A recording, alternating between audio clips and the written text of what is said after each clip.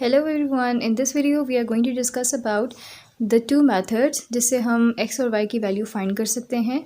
ठीक है, तो ये हम बेसिकली चैप्टर नंबर 1 पढ़ रहे हैं मैथ्स का। ठीक है, क्लास 9 का। इसमें हमारे पास टू मेथड्स हैं, the matrix inversion method and the other one is the Cramer's method. ठीक है, और द क्रैमर्स रूल। तो बेसिकली ये आपके पास बहुत ज़रूरी एक टॉपिक है जिसकी वजह से मैं आप लोगों को ये पढ़ा रही हूँ, क्योंकि इसका क्वेश्चन एक ना एक ज़रूर आता है पेपर में। ठीक है, तो इसलिए क्या है कि आपको ये बहुत अच्छे तरीके से आना चाहिए। और इन दोनों मेथड से हम बेसिकली करते क्या हैं कि हम एक्स और वाई की वैल्यूज़ को फाइंड करते हैं। ठीक है, तो अब बेसिकली आप इनमें से कोई भी एक मेथड फाइंड कर सकते हैं, अगर स्पेसिफिकली मेंशन नहीं हुआ हुआ क्वेश्चन के अंदर कि आपको कौन सा वाला मेथड यूज़ करना है। ठीक है, तो आप इसमें से ये वाला मेथड भी कर सकते हैं या वो भी कर सकते हैं, या फिर अगर लिखा है कि दोनों मेथड से फाइंड करना है तो आप दोनों भी कर सकते हैं, और दोनों से आपके पास एक्स और वाई की वैल्यू सेम आती है हमेशा। ठीक है, डेफिनेटली, क्योंकि ये दो मेथड हैं अलग अलग जिससे हम एक्स और वाई की वैल्यूज़ को फाइंड करते हैं। ठीक है, तो अभी मैं आपको क्या करके दिखा रही हूँ एक्चुअली। तो ये देखें, ये आपकी है मैथ्स की बुक। ठीक है, तो उसमें एक्सरसाइज नंबर 1.6 राइट। तो इसका ये जो फर्स्ट क्वेश्चन है और इसका फर्स्ट पार्ट, ठीक है, मैं आपको इस एग्जांपल से करके दिखा रही हूँ इन दोनों मेथड को कि कैसे करना है। ठीक है, तो अब विदाउट एनी फर्दर डिले हम स्टार्ट करते हैं कि किस तरह से हम इन दोनों मेथड को अप्लाई करते हैं। ठीक है, तो सबसे पहले देखें हमारे पास कौन सा आता है मेथड, मैट्रिक्स इन्वर्जन मेथड। तो दोनों ही मेथड आपके पास इजी हैं, आप कोई भी मेथड जो है यूज़ कर सकते हैं। वैसे आपको दोनों अच्छे तरीके से आने चाहिए। ठीक है, क्योंकि आपके पास पेपर में कोई भी मेंशन हो सकता है मेथड, राइट। सो देखिए, मैट्रिक्स इन्वर्जन मेथड में क्या होता है, सबसे पहले हम इसको स्टार्ट करते हैं। इसमें हमारे पास 3 सेट्स बनते हैं और वैसे उसमें भी 3 ही सेट्स बनते हैं। ठीक है, तो अभी यहाँ पे देखते हैं, यहाँ पे हमारे पास जो सेट बनेंगे वो एक होगा ए, एक होगा एक्स और एक होता है बी सेट। ठीक है, सबसे पहले अब हम कंस्ट्रक्ट करते हैं इन सेट्स को। ठीक है, यानी इन मैट्रिसेस को। तो सबसे पहले हमारे पास है जो ए सेट बनता है, उसमें आ जाएंगे हमारे पास ये सिर्फ नंबर्स लिखेंगे आप। ठीक है, नंबर्स लिखेंगे और साथ साथ उनके अगर कोई प्लस माइनस यानी कोई भी जो साइन है वो भी आपने मेंशन करना है। अब है 2 के साथ प्लस, तो आप क्या करेंगे, सिर्फ 2 लिख दें। यहाँ पे 3 के साथ, ठीक है, 3 लिख दिया। और यहाँ पे 2 के साथ क्या हो गया, आपके पास माइनस साइन है तो आपने -2 लिख दिया। एंड हियर आपके पास +2 है तो उसका मतलब सिर्फ 2 लिख सकते हैं आप इसको। तो ये आपके पास बन गया ए सेट। ठीक है, आपने सिर्फ नंबर्स लिख दिए इन सबके साथ में, जो भी नंबर्स हैं, और साथ में इनके साइन लिख दिए। जो प्लस होता है उसको तो हमें मेंशन करने की ज़रूरत नहीं होती, आपको पता होगा। ठीक है, तो इसलिए हमने प्लस को नहीं मेंशन किया, सिर्फ नेगेटिव साइन यहाँ पे जो था उसको मेंशन किया है। अब इसके बाद होता है हमारे पास एक एक्स का ग्रुप, मैट्रिक्स। तो इसमें क्या होगा, हमारे पास जो एक्स और वाई है बस हमने इतना ही मेंशन करना है कि एक एक्स और एक वाई। ठीक है, तो ये हो गया हमारे पास एक्स वाला मैट्रिक्स। देन हम क्या करेंगे, अब एक और सेट बनाते हैं, एक और मैट्रिक्स बनाते हैं जिसमें हमने क्या करना है, सिर्फ ये वाली वैल्यूज़ लिखनी है। 4 और 6 हो गए यहाँ पे। ठीक है, जो इक्वालिटी साइन के बाद जो होती हैं हमारे पास वैल्यूज़, उनको हम लिख देंगे। तो ये 4 है, ये 6 हो गया, तो ये हमारे पास कौन सा सेट बन गया, this is known as set B. Alright, तो ये हमारे पास 3 सेट बनते हैं। अब हम फाइंड करेंगे वैल्यू। तो देखिए, हमें क्या चाहिए थी, एक्स और वाई की वैल्यू फाइंड करनी थी। इसका मतलब है हमें क्या फाइंड करना है, दिस सेट एक्स फाइंड करना है हमें। ठीक है, तो अब इसको कैसे फाइंड करेंगे, तो देखें आपको यहाँ से पता चल रहा होगा कि ये ए को एक्स के साथ हमने मल्टीप्लाई किया इक्वल्स टू बी, यही बन रहा है आपके पास। देखें, ए एक्स इक्वल्स टू बी बन गया। अब इसमें से आपने क्या फाइंड करना था, एक्स फाइंड करना था। तो इट मीन्स कि अब आप क्या करेंगे, जो ए है ए को दूसरी तरफ ले जाएंगे। ठीक है, जब ए को इस तरफ लेके आएंगे तो ये क्या बन जाएगा, एक्स इक्वल्स टू, ये बन जाएगा ए इनवर्स। ठीक है, ए क्योंकि डिवीजन में आ जाएगा, जब ये डिवाइड बाय ए बनेगा तो हम डिवाइड बाय ए को, यानी अगर हमारे पास डिनोमिनेटर में ए आता है तो हम इसको a-1 भी लिख सकते हैं। ठीक है, तो पावर नेगेटिव में बन जाएगी आपके पास, राइट, ये तो आपको पता होगा। ठीक है, तो अब हमने क्या किया, इसके साथ लगा दिया b। तो इस तरह से आपके पास एक इक्वेशन बन गई, यानी इसका मतलब है हमें अब ये पूरा सॉल्व करना पड़ेगा, तो इससे हमारे पास वैल्यूज़ आ जाएंगी इजीली। ठीक है, लेकिन अब इसमें भी हमारे पास जो a इन्वर्स है, इसको हम बोलते हैं मल्टीप्लिकेटिव इन्वर्स। तो इसकी क्या वैल्यू है, ये हमने पढ़ा था चैप्टर के अंदर। तो हमारे पास होता है x इक्वल्स टू, अभी जो a इन्वर्स की वैल्यू होती है वो होती है adjoint of a divided by determinant of a।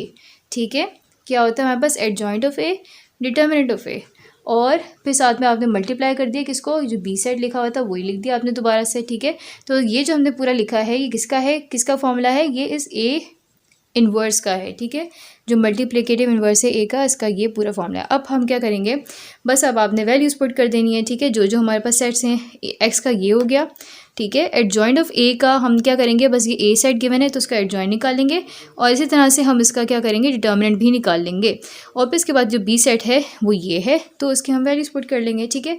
सो अब हम करके दिखाते हैं आपको।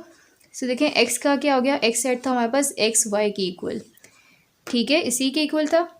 फिर हो गया हमारे पास एडजॉइंट ऑफ ए। अब एडजॉइंट ऑफ ए कैसे फाइंड करते हैं, तो देखें एडजॉइंट ऑफ ए में वेरी सिंपल कि आप क्या करेंगे, इन दोनों की पोजीशन चेंज कर देंगे, यानी ये 2 की जगह ये 2 आ जाएगा, इसकी जगह ये आ जाएगा, ठीक है। ये तो दोनों 2 2 थे तो ये 2 ही रहेंगे यहाँ पे, ऐसे ऐसे, और बाकी ये जो दो हैं इनके सिर्फ साइन चेंज होते हैं। हमेशा क्या होता है, देखें एडजॉइंट ऑफ ए में क्या करते हैं, सिर्फ 2 चीज़ें होती हैं, इन दोनों की हमेशा ये जो ऐसे ऐसे करके लिखे होते हैं यहाँ पे 2 नंबर्स, ठीक है, उनकी क्या करते हैं, पोजीशन चेंज, वाइल इन दो की क्या करते हैं, दोनों के साइन चेंज करेंगे। अब देखें यहाँ पे पॉजिटिव साइन है तो क्या बन जाएगा, माइनस, ठीक है, तो वो नेगेटिव हो गया, -3 बन गया।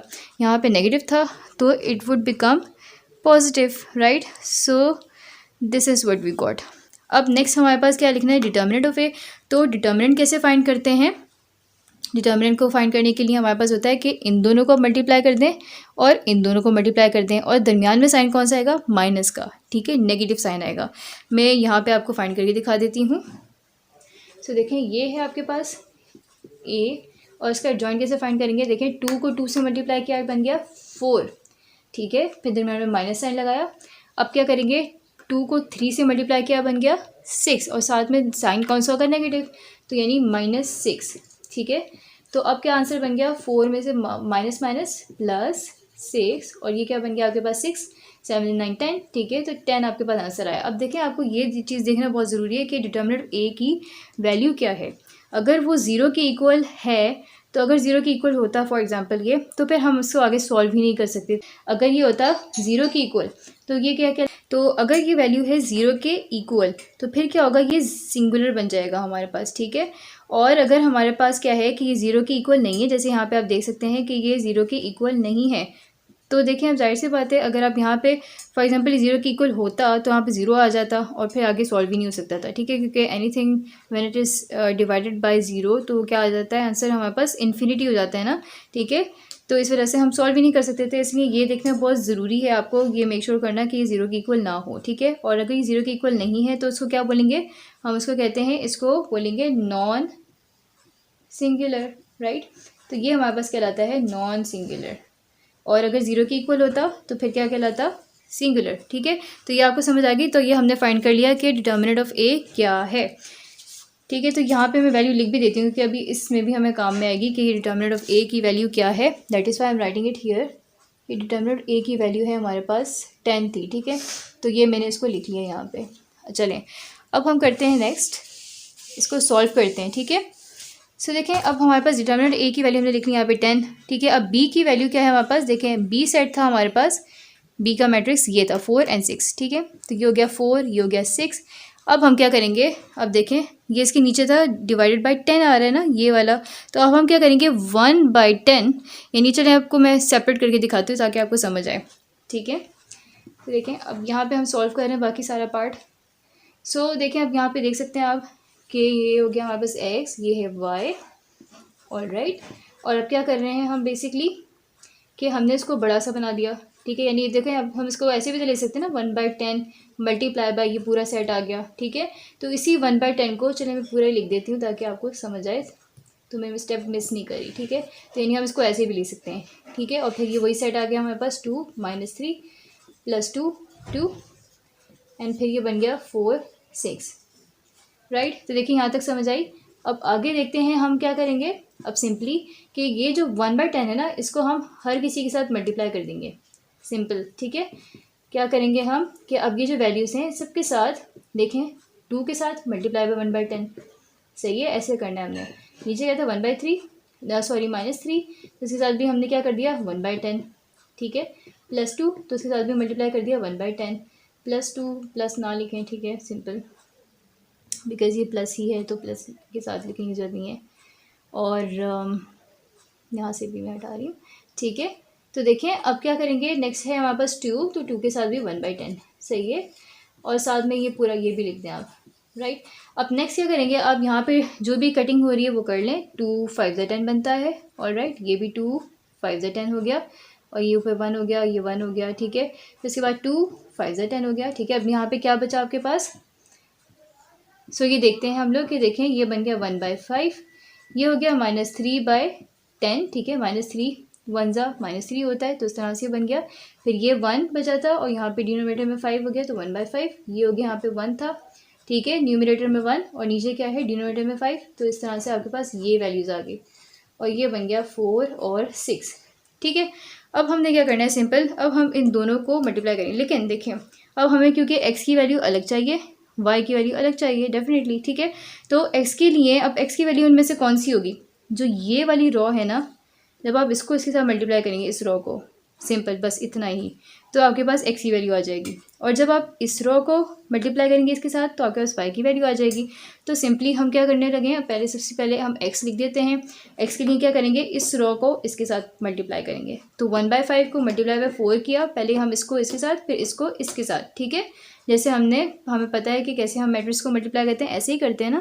तो देखिए 1/5 को हमने क्या किया, मल्टीप्लाई बाय कर दिया 4, और दरम्यान में प्लस का साइन आएगा, ठीक है। फिर 1/5 इसको इसके साथ मल्टीप्लाई कर दिया, तो ये आ गया। अब इसको हम सॉल्व कर लेते हैं। तो देखें ये हो गया 4 5 ज़ा 20, ठीक है, सॉरी 4 1 ज़ा 4, और ये 4/5 बन गया, ठीक है। यहाँ पे ये हो गया प्लस 6/5 हो गया, ठीक है।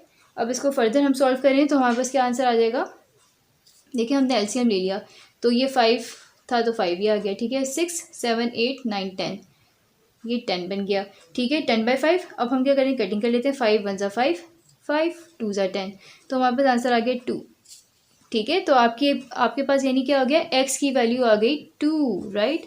तो हम क्या करने लगते हैं, अब इसको हम यहाँ पे मेंशन कर देते हैं। तो एक मिनट रुकिए, अब मैं रब कर रही हूँ सब कुछ, ठीक है, ताकि हम y की वैल्यू भी फाइंड कर सकें। तो देखिए हमारे पास x की वैल्यू आ गई 2, ठीक है, ये एक वैल्यू आ गई। या फिर इसको ऐसे करते हैं, हम रेड से लिख लेते हैं क्योंकि हमारा आंसर आ गया है, ठीक है। अब देखिए नेक्स्ट हमने क्या करना है, y की वैल्यू फाइंड करनी है। तो y कैसे फाइंड करेंगे, देखें अब इस रॉ को इसके साथ मल्टीप्लाई करेंगे, सिंपल। सो y की वैल्यू क्या होगी हमारे पास, -3/10 multiply by 4, -3/10 multiply by 4 plus 1/5 multiply by 6, 1/5 multiply by 6, ठीक है। अब हम क्या करेंगे, वेरी सिंपल, अब आप इसको कटिंग अगर हो रही है तो कटिंग कर लें, ठीक है। तो 4 1 ज़ा 2 2 ज़ा 4, और 2 5 ज़ा 10, ठीक है। और फर्दर नहीं हो रही हमारे पास, तो देखिए ये 2 था आपके पास, तो 2 3 ज़ा 6 हो गया, तो -6/5 प्लस, ठीक है, ये मैंने क्या लिखा है, 5 लिखा हुआ है यहाँ पे, और फिर इसके बाद ये क्या हो गया 6/5, ठीक है। तो इस तरह से हमारे पास हो गया। अब हम क्या करेंगे, वेरी सिंपल, तो ये हो गया 5, क्योंकि डिनोमिनेटर सेम है तो हम इसको डायरेक्टली 5 लिख देंगे, ठीक है, हमें एलसीएम की ज़रूरत नहीं है लेने की। और फिर इसके बाद क्या होता है, देखिए ये हो गया -6 + 6, तो देखिए अब -6 + 6 क्या हो जाएगा हमारे पास, ये तो कैंसिल हो जाएंगे दोनों, तो आंसर क्या आ जाएगा 0। तो इट मीन्स कि हमारे पास y की वैल्यू भी आ गई है, तो y की वैल्यू क्या आई है, 0 आ गई हमारे पास, y = 0, ठीक है। तो अब हम इसको लिख लेते हैं यहाँ पे। तो हमारे पास ये जो वैल्यू फाइंड हुई है, तो क्या होगी, y = 0। अब हम क्या करेंगे, अब देखें हमारे पास दोनों वैल्यूज़ फाइंड हो गई हैं, x भी आ गई, y भी आ गई। अब हम क्या करते हैं, इसको क्रैमर्स रूल से फाइंड करते हैं और देखते हैं कि क्या हमारे पास यही वैल्यूज़ आती हैं, सेम वैल्यूज़ आती हैं। तो इट मीन्स कि हमने बिल्कुल ठीक मेथड अप्लाई किया, सही तरीके से अप्लाई किया है, ठीक है।